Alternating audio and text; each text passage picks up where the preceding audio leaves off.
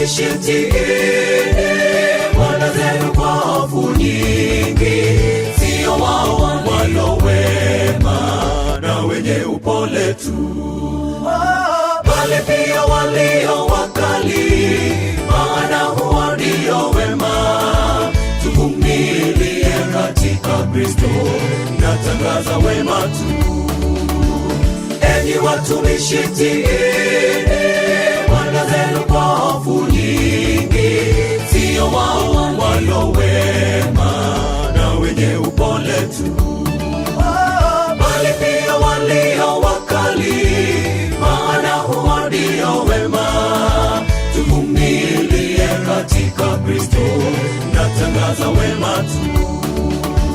Yeye katu hakutenda dhambi wala kuonekana kinywani mwake, kwa sababu ndio mloitiwa.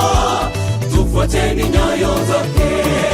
Alipoteswa yeye hakuogofya, bali alijikabidhi mikononi mwake, ahukumuye kwa haki, aliye mwanzo tena mwisho.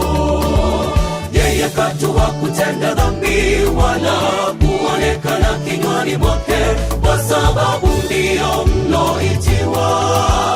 Tufuateni nyayo zake.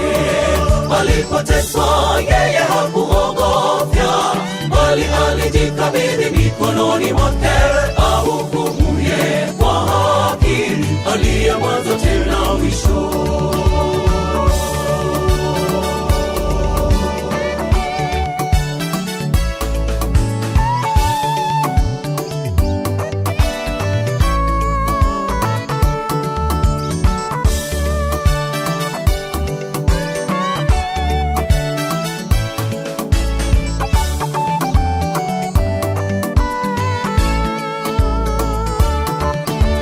Tujaporushwa kuburuzwa, tazame Yesu msalabani, alivyocharazwa na kuangikwa, yote ni kwa ajili yetu.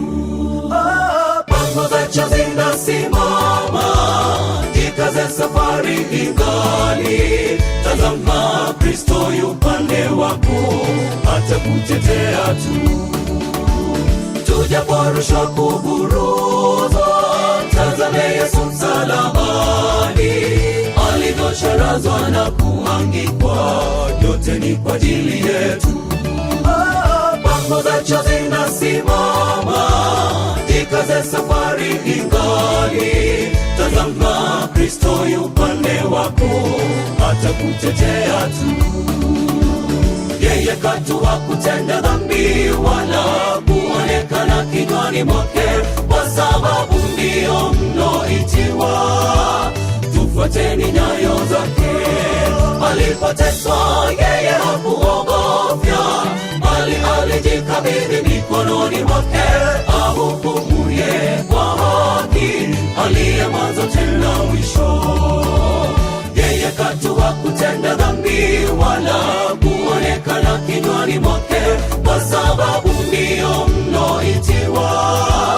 Tufuateni nyayo zake.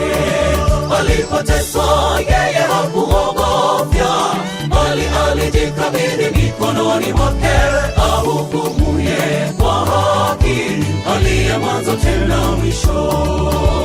Yeye katu hakutenda dhambi wala kuonekana kinywani mwake, kwa sababu ndio mloitiwa.